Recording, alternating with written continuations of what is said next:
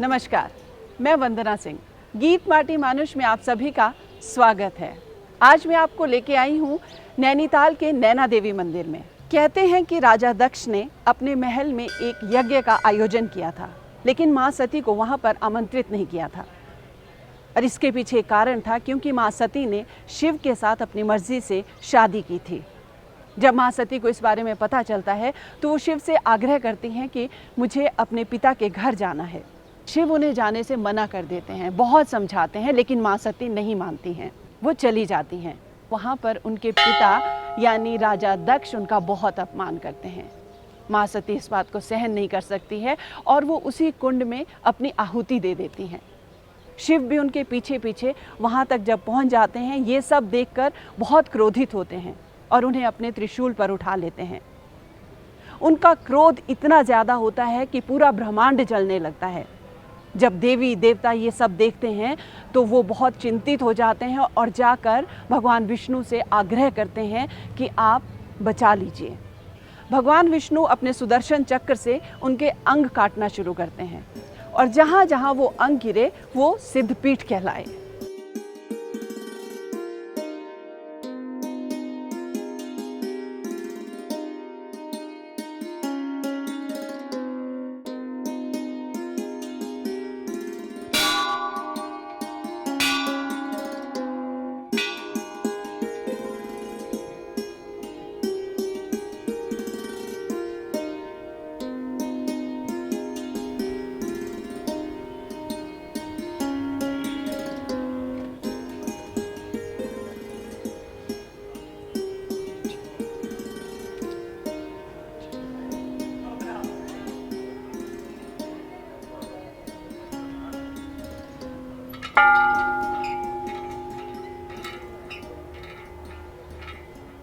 तो आइए इस स्थान के बारे में और कुछ जानकारी लेते हैं। तो मिलते हैं यहाँ के पुजारी जी, पंडित जी से। नमस्कार पंडित जी। नमस्कार। क्या महानता है, क्या मान्यता है, क्या लोग क्या यहाँ पे किस वजह से आते हैं, क्या देखिए, सोचते हैं? वैसे तो नैनीताल शहर जो बना हुआ है नैना देवी के नाम से, हाँ जी। नैना देवी और ताल से नैनीताल शब्द की उत्पत्ति हुई है। 52 जो शक्तिपीठ भारतवर्ष में है, उनमें से एक शक्तिपीठ इसे भी कहते हैं। हाँ, देवी जी का बायां नेत्र यहाँ पर गिरा सती का, ऐसा वर्णन है और उसी से ये सरोवर में गिरा, ऐसा कुछ लोगों का मानना है।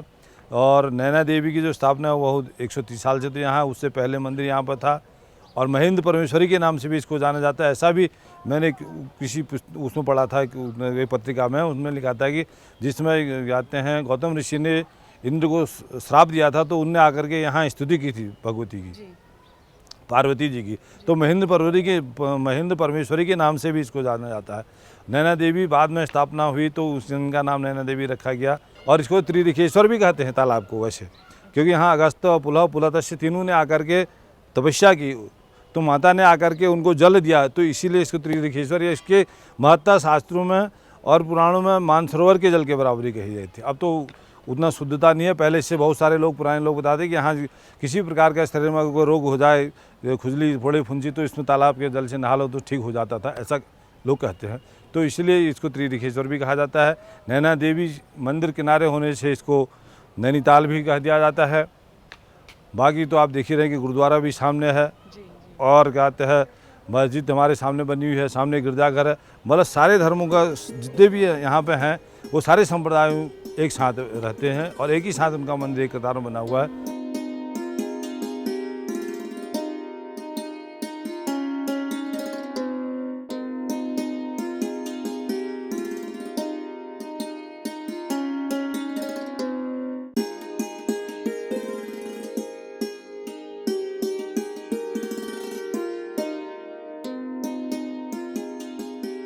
मंदिर की जो महत्ता है वो अपने आप में बहुत ज़्यादा है। लोग यहाँ पर आते हैं।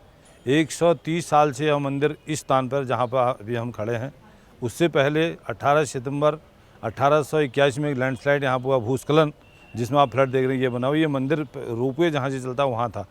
उसके बाद 84 में यहाँ के तत्कालीन जो सम्रांत व्यक्ति थे अमरनाथ शाह जी, उनको स्वप्न हुआ, स्वप्न में मूर्ति वहाँ से निकाल कर मंदिर की स्थापना यहाँ पे की गई। और यहाँ पे जो मंदिर की स्थापना हुई तब से लेके आज तक निरंतर माता जी की पूजा अर्चना चल रही है। लोग आते हैं, दर्शनार्थी आते हैं, भक्त आते हैं और पूरे नैनीताल शहर की पालना माता की कृपा से होती है। और जो लोग बाहर से आते हैं दर्शनार्थी दर्शन करने के लिए अपनी जिन मनोकामनाओं को लेकर के आते हैं, जैसा कि शास्त्रों में वर्णन है, यंग यंग चिंतते कामं तंग तम प्राप्तनोति निश्चितम। जिन जिन कामनाओं को लेकर के जो मनुष्य यहाँ आता है उनकी कामनाएं पूर्ण होती हैं। बहुत सारे लोग यहाँ पर आते हैं, कहते हैं कि हम यहाँ ये गांठ लगा गए थे, हमारी मनोकामना पूर्ण हो गई है। और वैसे भी माता पराम्बा जगत जननी अखिल ब्रह्मांड की जो नायिका है वह तो सर्वोपरि है ही, क्योंकि माता की से ही यह संसार की उत्पत्ति है। भगवान शंकर भी जो शिव हैं वह भी ओमकार बिंदु संयुक्तम जो कहा गया है, और अर्धमात्रा स्था नित्या या देव्यानुसार अर्धमात्रा के रूप में जो अंग है वो भी शक्ति का ही स्वरूप है। तो भगवान शिव भी जो है वह बिना इकार के बिना शक्ति के 100 हो जाते हैं। महाप्रलय के बाद में सृष्टि की उत्पत्ति करने के लिए अपने से जगदम्बा को अलग करते हैं, तो इसीलिए उसका जो अर्धनारेश्वर रूप भी माता का कहा गया है, या भगवान शंकर को कहते हैं। तो इसीलिए जो माता का स्वरूप है, जगत जननी का जो स्वरूप है, जो उसकी महत्ता है वो अपार है, वो शक्ति है। जैसे कि शास्त्रों में वर्णन आता है कि नोपमा बहुत ही गुणा, मतलब किस प्रकार से उपमा माता की कर सकते हैं। यह तो छोटे और वो तो विशालकाय है, वह सूक्ष्म विरणो रणीयान महतो महियान भी कहा गया है, क्योंकि जिस प्रकार से माता का ऐसा स्वरूप है ऐसे ही उसकी कृपा है।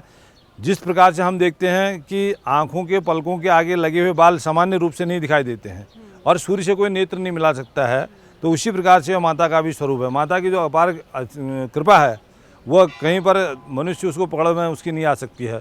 और यह देवभूमि वास्तव में देवभूमि है। यहाँ किसी आप कहीं पर भी चले, आपको किसी भी प्रकार का कोई भय नहीं, कोई डर नहीं। देवता यहाँ स्वयं मनुष्य की रक्षा करते हैं, ऐसा पहले लोगों ने देखा भी है और वर्तमान में जो अनुभव करता है तो उसको दिखाई भी देते हैं। विवेकानंद जी की एक उन्होंने लिखा है कि जागेश्वर जो धाम है वहाँ आकर के जब वो आए उन्होंने यहाँ उपासना करी है। और ये जैसे यहाँ एक आपके कैंची धाम से थोड़ा आगे चलकर एक कागड़ी घाट सोमवारी बाबा का आश्रम, वहाँ पर भी उन्होंने पीपल वृक्ष के नीचे उपासना करी है। तो वो कहते हैं कि मेरी जो बॉडी है वो रिचार्ज हुई है, मुझे ज्ञान की प्राप्ति यहीं हुई है। यह उत्तराखंड है, देवभूमि। यहाँ किसी भी प्रकार किसी भी मंदिर में आप सामान्य पुकार भी अगर करते हैं तो उसकी भी मतलब वो भी सुनाई देती है। जो आपको इसमें फूल और पत्ते दिखाई दे रहे हैं ये पेंटेड नहीं है, ये ओरिजिनल ड्राई फ्लावर्स हैं जिनको एम्बॉस किया गया है।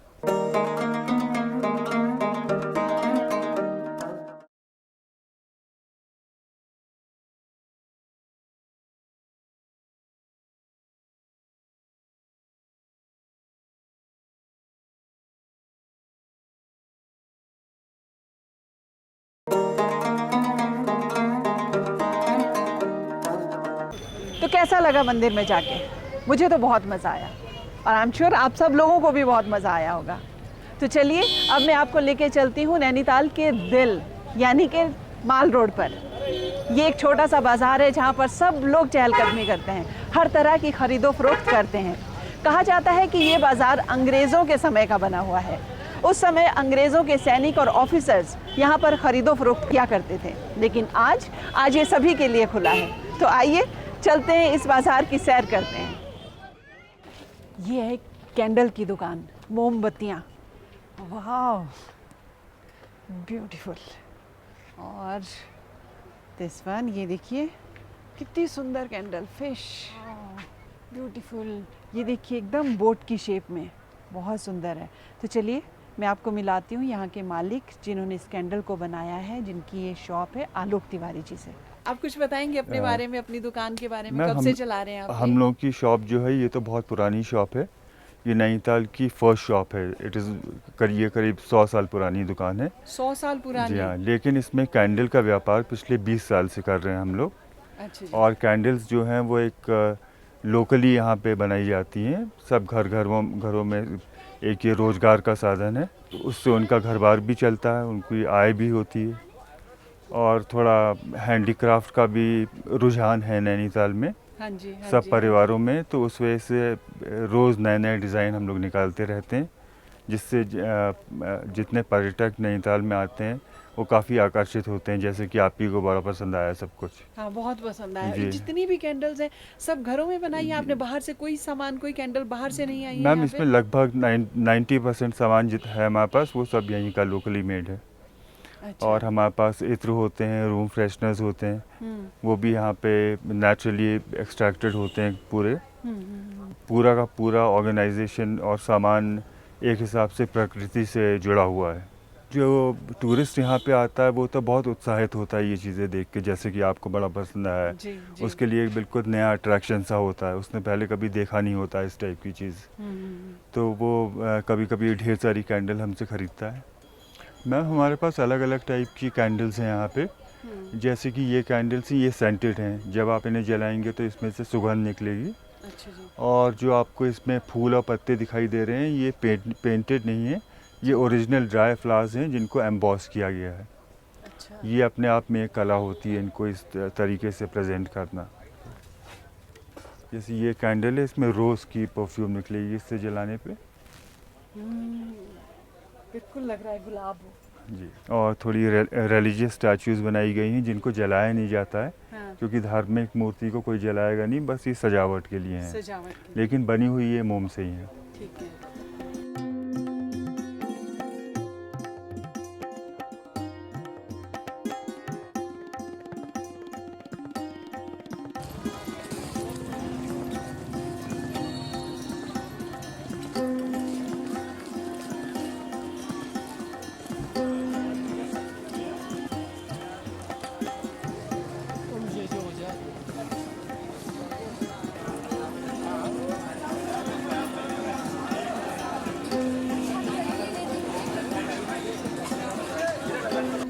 तो अब मैं आपको लेके आई हूँ हनी और स्क्वैशेस की शॉप पे। सर पूरी शॉप में मुझे स्क्वैशेस दिख रही हैं, काफ़ी सारे हनी दिख रहे हैं। तो क्या खासियत है आपकी शॉप में, इतना हनी और स्क्वैशेस है, क्या खासियत है? ये नॉवेल्टी है यहाँ की। किसी भी हिल स्टेशन के ये फेमस होते हैं फ्रूट प्रोडक्ट्स, क्योंकि टोटली जेन्यून नेचुरल प्रोडक्ट्स होते हैं यहाँ पे। ये सारे फ्रूट्स यहीं ग्रो करते हैं, तो without added flavour and essence natural बनाए जाते हैं ये। अच्छा। और हनी तो फेमस होता ही है, हाई एल्टीट्यूड हनी होता है। अच्छा। तो ये एक नॉवेल्टी है यहाँ की। टूरिस्ट आते हाँ। हैं as a gift for their own home और फ्रेंड्स, वो परचेस करते हैं, अप्रिशिएट करते हैं इन प्रोडक्ट्स को। हनी तो हर जगह मिलता है, तो इस आपके हनी में और उस हनी में क्या फ़र्क है? ये हाई एल्टीट्यूड हनी होता है, जनरली कंपनीज के ही मिलते हैं। हाई एल्टीट्यूड का मतलब? जैसे एप्पल गार्डन्स के, लीची गार्डन्स के, वहाँ से कलेक्ट करा जाता है ये। तो ये अच्छा। प्योर है, उतने लार्ज स्केल पर कमर्शलाइज नहीं होते हैं ये। तो जो ऑर्चर्ड्स में हाइव्स लगते हैं उन्हीं को क्रश करके निकाला जाता है। ये बहुत लिमिटेड क्वांटिटी में होता है। और कुछ यहाँ की स्पेशलिटी आपको लगती है कि स्क्वैशेस में आप कुछ ऐसी Squashes दे जो रही यहाँ है जो पे- हमें बाहर नहीं मिल रहा है? जी, जी, या जी। हनी में आप कुछ ऐसा दे रहे हैं जो हमें बाकी जगह हिल नहीं हनी मिल तो बाहर सकता? मिलता ही नहीं है, कंपनीज का ही मिलता है, तो हनी तो माना ही जाता है। इसके अलावा जो हिल्स के फ्रूट्स होते हैं स्पेशली, जैसे एप्रिकॉट है, प्लम है, और स्ट्रॉबेरी है, और पीच, पेयर, तो ये सिर्फ आपको हिल्स में मिलेंगे इन एज ए स्कॉच फॉर्म। ये बाहर कहीं नहीं मिलते हैं। इसकी प्योरिटी कैसे आप? ये नेचुरल बनते हैं यहाँ पे, एसेंस और फ्लेवर ऐड नहीं होते हैं इसमें। जी, फ्रूट पल्प से ही बनाए जाते हैं ये सब। अच्छा, तो आप बाहर भी भेजते हैं, बाकी स्टेट्स में भी भेजते नहीं, हैं? बाकी बाहर नहीं भेजते, क्योंकि यहाँ स्मॉल स्केल इंडस्ट्रीज होती हैं जोग्राफिकल पॉइंट ऑफ व्यू से, ज़्यादा लार्ज स्केल पे नहीं होता है। तो यहीं के लिए बनता है ये, हिल्स में ही इसकी मार्केटिंग होती है। इसके अलावा जैसे फ्लावर्स होते हैं यहाँ के, एक ब्रांच, उसका बोटेनिकल ब्रांच। नेम होता है रोडोडेंड्रॉन, अच्छा ये होता है वो। अच्छा अच्छा अच्छा अच्छा अच्छा। तो ब्रांच ये squash। काफ़ी हिल्स में लोग लाइक करते हैं, क्योंकि इसकी मेडिसिनल वैल्यूज़ भी होती हैं। It's good for heart and high BP, अच्छा, और तासीर भी ठंडी होती है इसकी, तो लोग इसे ज़्यादा डिमांड करते हैं। चलिए बहुत बहुत शुक्रिया सर। Most welcome.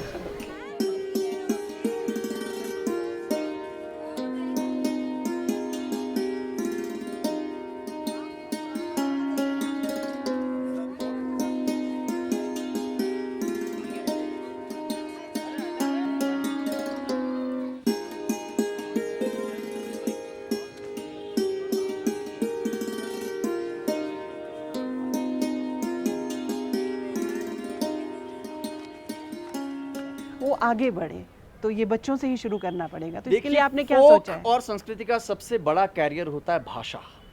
भाषा ही फोक को कैरी करती है, चाहे डांस हो चाहे म्यूजिक हो।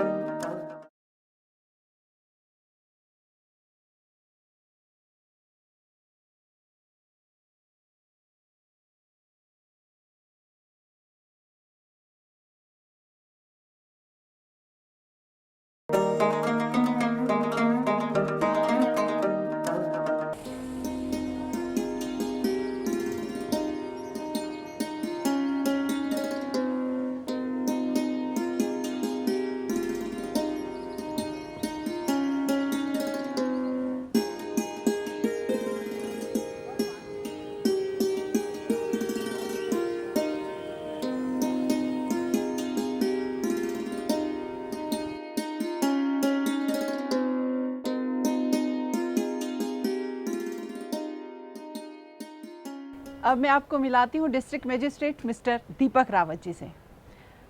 नमस्कार दीपक जी। नमस्ते मैम। तो यहाँ के डेवलपमेंट के बारे में क्या बताना है? देखिए, नैनीताल उन चुनिंदा हिल स्टेशंस में से है जो ब्रिटिश ने बहुत पहले डेवलप किए थे। इसके आप इस लीग में बात करेंगी तो लैंसडाउन है, रानीखेत है, मसूरी है, शिमला है। लगभग इसी दौरान ये सारे के सारे सेटअप हुए थे। 1834 के आसपास यहाँ पे जो पहला ब्रिटिश सेटलमेंट है वो आया था। उसके बाद से लगातार इसकी आबादी में इजाफा हुआ है और इसकी पहचान एज अ टूरिस्ट डिस्ट्रिक्ट के रूप में है। कॉर्बेट नेशनल पार्क भी यहाँ पे एक बहुत बड़ा टूरिज्म स्पॉट है। लगभग 75% टूरिज्म हमारे ज़िले का उस पार्क पे केंद्रित है। उसके अलावा मुक्तेश्वर, रामगढ़ की जो बेल्ट है बहुत खूबसूरत है, यहाँ पे काफ़ी सैलानी आते हैं। बीच वाला जो टूरिज्म है लेक बेस्ड टूरिज्म है। इसी इलाके में लगभग 4 बड़े बड़े ताल हैं। नैनीताल आप देख ही रही हैं, 7 ताल, नौकुचिया ताल और भीम ताल, ये भी जो अहम ताल हैं, इनके आसपास भी टूरिज्म हमारा सेंटर्ड है। अच्छा, अगर मैं आपको यहाँ की संस्कृति के बारे में कुछ पूछूं तो वो क्या है, कैसी है? देखिए, जो कुमाऊं का कल्चर है काफ़ी पुराना कल्चर है। यहाँ पे 2-3 डायनास्टीज पहले आई, कुनिंदाज यहाँ पे आए, चंद डायनास्टीज आई हैं। तो एक तरह से रजवाड़ों की यहाँ पे छोटी छोटी रियासतें हुआ करती थी। उनका जो इसेंशियली कल्चर है कुमाऊनी कल्चर है। कुमाऊनी कल्चर में आप बात करेंगी तो आज की तारीख में जो लिविंग ट्रेडिशंस हैं, चाहे हमारी आर्ट हो, हमारी हैंडीक्राफ्ट हो, हमारे वाद्य यंत्र हो, गाना बजाना हो, अभी भी काफ़ी हद तक जीवित है। इलेक्ट्रॉनिक मीडिया, सोशल मीडिया आने के बाद बहुत से यंग आर्टिस्ट ने इसमें अपना रुझान दिखाया है और एक तरह से हमारी जो पुराना कल्चर है हम रीलिव कर रहे हैं, उसको री इन्वेंट भी कर रहे हैं। It's a very very alive culture. यहाँ के डेवलपमेंट के लिए आपका क्या मुद्दा है? आप क्या करना चाहेंगे अगर आपसे मैं इस बारे में पूछूं तो? मैं ये चाहूँगा कि नैनीताल में जो टूरिज्म है, क्योंकि यहाँ पे सबसे बड़ी इंडस्ट्री है और ये ऐसी इंडस्ट्री, इसमें बहुत ज़्यादा निवेश नहीं चाहिए। इंफ्रास्ट्रक्चर वाइज सरकार का निवेश तो ज़रूर चाहिए, लेकिन लोकल निवेश इतना नहीं चाहिए। मेरा ये मानना है कि जो टूरिज्म नैनीताल में आ रहा है, जो बहुत हद तक कॉर्बेट और नैनीताल के आसपास सिमट रहा है, ये अच्छी बात नहीं है। टूरिज्म थोड़ा अंदर भी जाना चाहिए, पंगूट की तरफ भी जाना चाहिए, रामगढ़ की तरफ भी जाना चाहिए, धारी की तरफ भी जाना चाहिए। बहुत खूबसूरत नज़ारे हैं, हिमालयन व्यू वहाँ पे मिलता है, बहुत शांत स्वच्छ वातावरण है, उसको भी हमें मार्केट करना चाहिए। केवल मार्केटिंग की दृष्टि से नहीं, बल्कि इसलिए भी कि हमें ऐसी चीज़ ऑफर करने के लिए है जिसका कि सब देशवासियों को, सैलानियों को, विदेशियों को इसका आनंद लेना चाहिए।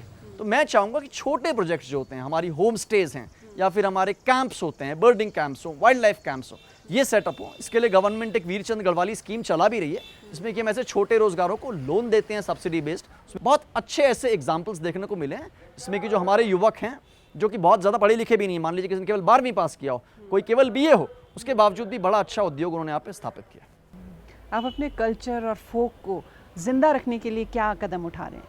इसके लिए सबसे पहला कदम जो मैंने उठाया वो ये किया कि नैनीताल एक टूरिज्म बेस्ड डिस्ट्रिक्ट है, बहुत टूरिस्ट यहाँ पे आते हैं, इसलिए सबसे पहली बात तो जो कल्चर का शोकेस हो वो नैनीताल के मॉल रोड के आसपास हो। इस बार मैंने पिछली बार डिस्ट्रिक्ट प्लान में 12 लाख रुपए की धनराशि केवल इसलिए रखी थी कि जो हमारे लोकल आर्टिस्ट हैं, जिनको रोजगार नहीं मिल पा रहा है, वो सीजन में यहाँ पे आके सड़क पे परफॉर्म करेंगे, बैंड स्टैंड पे परफॉर्म करेंगे। वो हम समय समय पे कराते रहते हैं, उसके लिए धनराशि है। इसके अलावा हमारे कुछ लोकल ग्रुप्स हैं, यूथ ग्रुप्स हैं, सांस्कृतिक दल हैं, उनको हम समय समय पर परफॉर्मेंस कराते हैं। जो हमारा पिछला जितना भी संस्कृति है, हमारा फोक है, वो आगे बढ़े, तो ये बच्चों से ही शुरू करना पड़ेगा। तो इसके लिए आपने क्या सोचा है? और संस्कृति का सबसे बड़ा कैरियर होता है भाषा। भाषा ही फोक को कैरी करती है, चाहे डांस हो, चाहे म्यूजिक हो। पहली बात तो यही मैं चाहूँगा कि हमने इस बीच जो वर्नाकुलर्स को छोड़ दिया है, या पब्लिक स्कूल्स में रहते हुए हम वर्नाकुलर्स पे ध्यान नहीं देते हैं, या ये मानते हैं कि हमें अंग्रेजी बोलनी चाहिए, अंग्रेजी में पढ़ना रखना चाहिए, वो अच्छी बात है, उसके अपने फ़ायदे हैं, लेकिन पेरेंट्स को घर में एटलीस्ट ये कल्चर होना चाहिए कि हम अपनी लोकल लैंग्वेज को ज़रूर बोलें, लोकल फोक को ज़रूर सुनें। आज की तारीख में एक्सेस की कमी नहीं है। अभी आप 20 साल पहले की बात करेंगे तो फोक का एक्सेस इतना ईजी नहीं था, क्योंकि आपके पास पुरानी ऑडियो टेप्स होते थे, उसी में आपको चलाना पड़ता था। अब तो इंटरनेट पे सब कुछ अवेलेबल है, पुराने आर्टिस्ट अवेलेबल हैं। अभी पिछले ही दिनों यहाँ पे मैं पढ़ रहा था कि 1924 की जो रिकॉर्डिंग्स थी कुमाऊनी, वो शिकागो में, वहाँ पे जो म्यूजियम है, वहाँ पे उसको पुनर्जीवित किया। इतनी पुरानी रिकॉर्ड्स वहाँ पे थे। तो सबसे पहले तो इसको हम प्रचारित करें, प्रसारित करें और इसको इस्तेमाल भी करें। कुमाऊनी भाषा को बोलें, गढ़वाली भाषा को हम बोलें। साथ ही साथ स्कूल्स से मेरा यहाँ पे ये अनुरोध है कि जो हमारे ऐसे कल्चर्स हैं, इनको लगातार हम परफॉर्मेंस करते रहें। आज की तारीख में बहुत से काम ऐसे होते हैं जो कि होते तो सोशल हैं, लेकिन उनका मैसेज हमें कल्चरली देना होता है। उसमें हम हमारी जो फोक आर्ट है इसको ज़रूर लें। हमारे जो वाद्य यंत्र हैं पुराने, जिसके अब आर्टिस्ट भी कम होते जा रहे हैं, उनको विशेष बढ़ावा देना पड़ेगा। गवर्नमेंट उनके लिए स्पेशली एक पेंशन स्कीम भी चला रही है, ऐसे हमारे जो आर्टिस्ट हैं उनके लिए। तो उसको जीवित रखने के लिए गवर्नमेंट सपोर्ट प्लस इसकी पॉपुलैरिटी, क्योंकि आर्टिस्ट को जब तक कद्र ना मिले और जब तक उसको फाइनेंशियल सपोर्ट ना मिले, आर्ट को जिंदा रखना मुश्किल होता है। ये तभी हो पाएगा जब हम सब उसमें रुचि लें और खुद भी परफॉर्म करके उसका हिस्सा बने।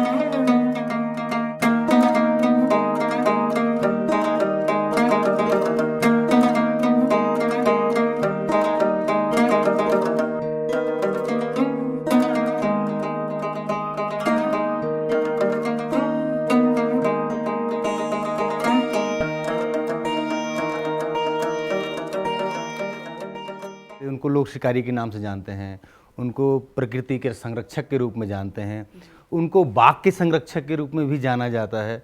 इस समय हम जिम कॉर्बेट के उस घर में हैं जहाँ स्वयं जिम कॉर्बेट साहब अपनी बहन के साथ रहा करते थे। ये वो स्थान है जहाँ कई साल तक उन्होंने अपना जीवन यहाँ पर बिताया है।